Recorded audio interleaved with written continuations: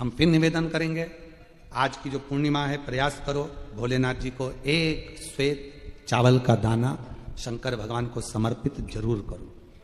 और रात्रि के समय पर जब चंद्र पूर्ण आनंद के साथ में हो, और यदि कोई शरीर में बहुत ज़्यादा कोई रोग ग्रसित हो गया है, कोई चर्म रोग हो गया है, कोई शरीर में कोई भयंकर रोग हो गया है, तो छोटी सी बेलपत्र शंकर भगवान पर चढ़ी हुई चंद्रमा की रोशनी में चंद्रमौलेश्वर महादेव का नाम लेकर औषधि के रूप में उसको चबा चबा कर खा लो।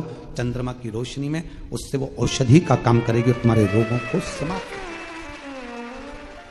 चंद्रमौलेश्वर महादेव का स्मरण करो। कौन से महादेव? चंद्रमौलेश्वर। और चंद्रमौलेश्वर महादेव की चंद्रमौलेश्वर शिव उपासना ये बहुत और आज तो सुंदर पूर्णिमा है, बाबा की बड़े आनंदमय स्वरूप है। चंद्र की रोशनी में आप लोग तो खीर खाते ही हो, पर साथ में एक बेलपत्र का प्रयोग भी जरूर कर देखो, वो आपकी जिंदगी में ना जाने कितने रोगों को समाप्त कर देगी, कितने रोग। पर वो बेलपत्र छोटी लेना, ज्यादा बड़ी बेलपत्र नहीं लेना, छोटी सी बेलपत्र लो, शिव पर चढ़ी हुई श्री शिवाय नमस्तुभ्यम बोलकर चंद्र पूर्णता में जब हो, रात्रि के समय पर एक बेलपत्र चंद्रमौलेश्वर महादेव का नाम लेकर उसको चबा चबा कर,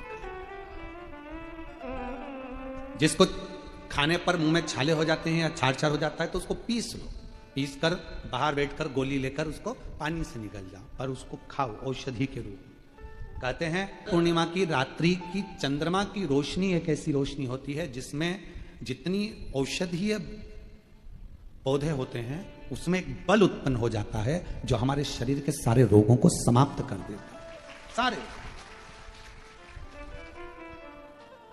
आपके यहाँ खीर रखते हैं, हमारे यहाँ हम हमारे कुबेरेश्वर धाम पर हम बेलपत्र रखते हैं रात्रि के समय पर, और वही बेलपत्र जब कोई बहुत ज्यादा तकलीफ में होता है तो वही बेलपत्र का चूरा बस सूख जाती है, उसको दे देते हैं, यही पाते रहो, औषधीय तत्व है। आप लोग छत पे खीर रखो, हम बेलपत्र रख देते हैं, अमृत इसमें, वो तो पहले से तो बेलपत्र और बलवान हो जाए, और आनंदित हो, औषधि शिव तत्व है हमारा। भगवान शंकर की आराधना साधना अवश्य। लोटे में इतना बल आ गया, एक महाराज जी ने, एक महिला जल चढ़ा रही थी और महाराज जी ने उसका लोटा छुड़ा लिया। हमने एक था पत्र आया था, टीवी पर चला वो पत्र, और अभी भी डला होगा। उन्होंने लोटा छुड़ाया और कहा इतना गंदा लोटा रहा तेरा, और चढ़ी पानी चढ़ाने के लिए सारा, उसने लोटा उठाकर बाहर फेंक दिया। आखिरी में वो महाराज की गति जो बिगड़ी, पत्नी लेकर उसी महिला के पास गई कि पति को ये बीमारी हो गई है, कुछ क्या पता क्या हो गया। वो लेकर बाबा कुबेर भंडारी के दरवाजे पर पहुंची, सूचना आई कि आपने जो पत्र पढ़ा था वो महाराज शरीर से चलते नहीं बन रहा था, पांव मुंह सब का। हमने कहा कि एक काम करो कि पात्र का अपमान हुआ है, उसी पात्र से इसका जल चढ़ा हुआ वही पात्र पानी में गलाओ, उसी पात्र को, ये हम नहीं कर रहे, ये स्कंद पुराण कुमार खंड वर्णन कर रहा है कि पात्र का अपमान का बल कितना होता है कि वो जो अप्सराएं थी वो मगर बन जाती है। पात्र का अपमान देखिएगा। हमने बस इतना ही खबर करवाई कि वो पात्र जो फेंका गया था, उसी पात्र से शिव जी पे जल चढ़ाकर, उसी पात्र खाली पात्र को पानी में डालो, बाल्टी में डालकर उसी का स्नान कराना प्रारंभ करो। आज वो ब्राह्मण देवता वापिस चलना प्रारंभ कर दिए, शरीर में काम करना प्रारंभ। पात्र की बड़ी महत्वता। तुम्हारे घर में दीपक रोज लगाते हो रोज?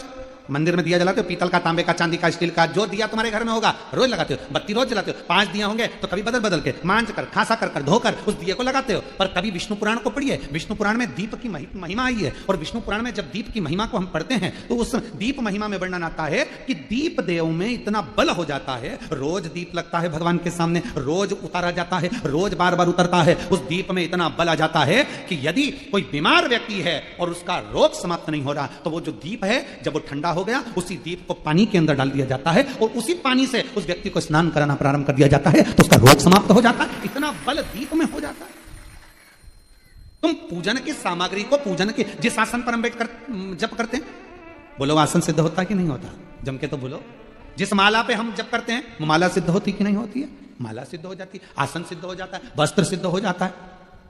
कितना कितना भाव का शास्त्रों का अध्ययन करने वाला व्यक्ति इस सब चीजों पर स्मरण करता है कि दीप, हम कहते हैं तुम्हारे घर में ज्यादा दीपक बढ़ाने की जरूरत नहीं है, जो तुम्हारे यहाँ 4-5 दीपक हैं उसी से आरती पूजन सब करा करो, उन दियों से, क्योंकि उन दीप में बल आते चलेगा, वो दीपक में शक्ति आती चलेगी।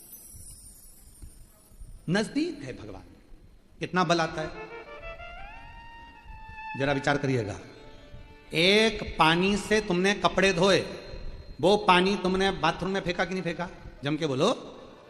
एक पानी से तुमने बर्तन धोए, पानी फेंका कि नहीं फेंका? बोलो जम के। फेंक दिया। पानी वही था जो तुम्हारे नीचे हाक्सी का, हेडपंप का, ट्यूबवेल का, तुम्हारे नल का पानी वही था, वही पानी से कपड़े धोए, वही पानी से बर्तन धोया, और वही पानी तुमने शंकर जी को स्नान कराया, वही पानी तुम्हारे घर में जो भगवान थे उनको थाली में रखकर नहलाया। अब बताओ, जिस पानी से तुमने स्नान कराया वो पानी को तुम बाथरूम में फेंकोगे, नाली में फेंकोगे, गटर में फेंकोगे? नहीं, उस पानी को ले जाकर तुम कहीं पेड़ के नीचे, क्यारे में, तुलसा में, जहां अच्छी जगह होगी वहां डालोगे। क्यों? क्योंकि वो पानी भगवान का स्पर्श कर लिया, इसलिए पूजनीय हो गया। जो दिया भगवान के मंदिर में रोज जाता हो, जो लोटा भगवान के मंदिर में रोज जाता हो, वो अपने आप में सिद्ध होते चले जाता है, उसकी सिद्धि बढ़ती। शिव जी को आप 5 जगह पर जल चढ़ाते हो, थोड़ा ध्यान देना कथा पर। शंकर भगवान को 5 जगह पर आप जल चढ़ाते हो। मान लो अगर कोई विषम परिस्थिति है और आपको लग रहा है कि मेरा यह काम बाबा को कर देना चाहिए, ना जाने क्यों अटक रहा है, मेरे भोलेनाथ जी को मेरा ये काम कर देना चाहिए, ना जाने क्यों अटक रहा है, तो जो जो जगह पर आप जल समर्पित करते हो, जिस जिस जगह पर आप जल समर्पित करते हो, जैसे गणेश जी की जगह पर जल समर्पित करते हो, सबको मालूम है ना, स्थान तो सबको मालूम है ना गणेश जी का। जैसे ये शिवलिंग है, ये जलाधारी है, ये 2 चरण जहां से जल चढ़ाते हैं तो ये पानी घूमकर यहां से नीचे चले जाता है। अब जरा समझिएगा, आप जब शंकर जी के मंदिर, आपको लगे कि हमारा ये कार्य हो जाना चाहिए, ये कार्य हो क्यों नहीं रहा, आखिर में इतने दिन से लगे हूं, ये काम क्यों नहीं हो रहा, सबके काम हो रहे हैं, मेरा क्यों नहीं हो रहा, तो विश्वास रखकर 5 सोमवार, 6 सोमवार, 7 सोमवार इसको कर कर देखिएगा। गणेश जी का स्थान जहां से पानी बहता है उसके सीधे हाथ पर, वहां पर एक बेलपत्र समर्पित कर कर थोड़ा सा जल वहां समर्पित करिए। षडानंद कार्तिकेय का स्थान, एक बेलपत्र समर्पित कर कर थोड़ा सा जल वहां समर्पित करिए। अशोक सुंदरी का स्थान, थोड़ा सा जल समर्पित करने से पहले एक बेलपत्र, फिर जल। 3 स्थान। चौथा, मां पार्वती जी का हस्त कमल, एक बेलपत्र समर्पित कर कर जल चारों तरफ चढ़ाने के बाद में। 5वां, शिवलिंग के ऊपर बेलपत्र समर्पित कर कर पूर्ण जल शंकर को समर्पित कर देना। ये 5 स्थान का चढ़ा हुआ जल आपके जो काम अटक रहे हैं, जो कार्य में आपको तकलीफ आ रही है, आप बाबा को बस एक बेलपत्र और एक लोटे जल में से 5 स्थान पर जल समर्पित करने पर आप तुरंत 2 महीना भी नहीं लगेगा, मेरा विश्वास कहता है 15 या 20 दिन में बाबा उसको स्वीकार करेंगे। 15 से 20 दिन। पहला जल कहां चढ़ाना है? जम के बोलो जरा। गणेश जी वाला स्थान। दूसरा, कार्तिकेय वाला स्थान। अब इसको समझ लेना आप अच्छे से, हम ये नहीं कह रहे हैं कि तुम गणेश जी की मूर्ति पे चढ़ाओ, हमने ये नहीं बोला। हमने ये भी नहीं बोला कि कार्तिकेय जी की मूर्ति पे जल चढ़ाओ, हमने ये भी नहीं बोला कि माता पार्वती जी की मूर्ति पे जल चढ़ाओ। आप तो जो शिवलिंग रखा हुआ है और जो जलाधारी गोल है उस पे जो शिवलिंग रखा है, जहां से पानी बह रहा है, उसके राइट हैंड में गणेश, लेफ्ट हैंड में कार्तिकेय, बीच में अशोक सुंदरी, पार्वती जी का स्थान, हस्तकमल और ये शिवलिंग। आपको गणेश जी के ऊपर जाकर जल नहीं चढ़ाना, आपको कार्तिकेय के ऊपर जाकर जल नहीं चढ़ाना, आपको देवी जी के ऊपर जल नहीं चढ़ाना, आपको तो केवल शिवलिंग की जलाधारी पर और शिवलिंग पर जल चढ़ाना। पहला स्थान बोलते जाओ जम के, केवल जल नहीं, बेलपत्र फिर जल। दूसरा कार्तिकेय, तीसरा अशोक सुंदरी, चौथा अब पार्वती जी को जो तुम जल चढ़ाओगी और बेलपत्र चढ़ाओगी उसमें तुम्हारा स्मरण होना चाहिए, तुम कहां बैठी हो जल चढ़ाने के लिए, तुम्हारा ध्यान कहां है, कहां बैठकर शंकर जी को जल चढ़ाना चाहिए। आपको पहले भी कथा में कहा, जहां से जलाधारी का पानी बह रहा है इसके ठीक विपरीत जगह में आप यहां बैठ जाओ। उत्तर दिशा में पानी जाता है तो आप दक्षिण दिशा में बैठकर उत्तर की ओर मुख कर कर बाबा के, मां पार्वती जी के हस्त कमल पर बेलपत्र रखोगी, जल चढ़ाओगी और वहीं से बाबा को तुरंत आनंद के साथ में बेलपत्र चढ़ाकर जल चढ़ाओगी। भले खड़े होकर या वहां जाकर तुम यहां पर जल चढ़ा दो, परंतु उसके बाद में जब आप जल चढ़ाओगी, जब बाबा पार्वती जी को जब बेलपत्र और जल चढ़ाओगी, तो आपका मुख कहां होना चाहिए? जहां से पार्वती, जहां से ये जल बहकर जा रहा हो, यहां बैठोगे तो जल जहां बहकर जा रहा है उधर की साइड तुम्हारा मुख हो जाएगा, उत्तर की साइड तुम्हारा मुख हो जाएगा, और बाबा को आप जल समर्पित करो। तो पहला जल बेलपत्र गणेश जी, दूसरा कार्तिकेय जी, तीसरा अशोक सुंदरी, चौथा माता पार्वती जी का हस्त कमल, और 5वें नंबर का जल भगवान शिव के ऊपर, अर्थात भगवान देव अधिदेव महादेव से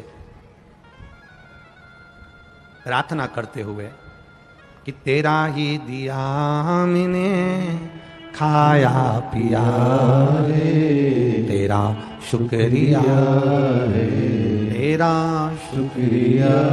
बाबा से प्रार्थना करते हुए, बाबा से अपने दिल की बात कहते हुए, बाबा से अपने मन की बात कहते हुए, अपने हृदय की बात भगवान देवाधिदेव महादेव से कहते हुए, ये 5 स्थान पर चढ़ाया गया जल आपके मनवांचित फल की प्राप्ति करा देता है, आपको सुख का अनुभव करा देता है। 5 जगह पर चढ़ाया, कम से कम 5 या 7 सोमवार अवश्य चढ़ाओ।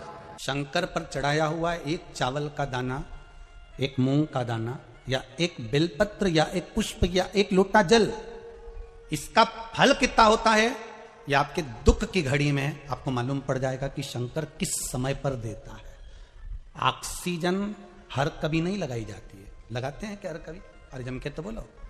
वेंटिलेटर पर हर कभी नहीं सुलाया जाता, जब उस समय कुछ बचा ही नहीं है, अब लग रहा है डॉक्टर को कि इसका शरीर काम नहीं कर रहा, इसका शरीर किसी काम का नहीं रहा, अब इसका शरीर सपोर्ट ही नहीं कर रहा, तो फिर उसको ऑक्सीजन लगाई गई, फिर उसको आईसीयू में डाला गया, फिर उसको वेंटिलेटर लगाया गया, फिर उसको मशीनें लगाई गई कि अब इसका शरीर इसके बल पर चलेगा। उसी तरह शिव महापुराण की कथा कहती है, आपने एक चावल का दाना चढ़ाया, एक बेलपत्र चढ़ाई, एक लोटा पानी चढ़ाया, ये पानी का फल, ये बेलपत्र का फल, ये पुष्प का फल तुम्हें ऐसे ही प्राप्त नहीं हो जाएगा। भगवान देखता है, जैसे डॉक्टर को लगता है कि अब ऑक्सीजन की जरूरत है, ऑक्सीजन लगा दो, अब वेंटिलेटर की जरूरत है, वेंटिलेटर लगा दो, अब इस चीज की जरूरत है, ये मशीन लगा दो। उसी तरह भगवान भी देखता है कि तेरे दुख की घड़ी में जब तेरे सामने कहीं काल मंडराने लगता है, दुख आने लगता है, तब भगवान भी, तूने जो बेलपत्र चढ़ाई है वो ऑक्सीजन का काम कर कर भगवान तेरे काम को सपोर्ट देता है।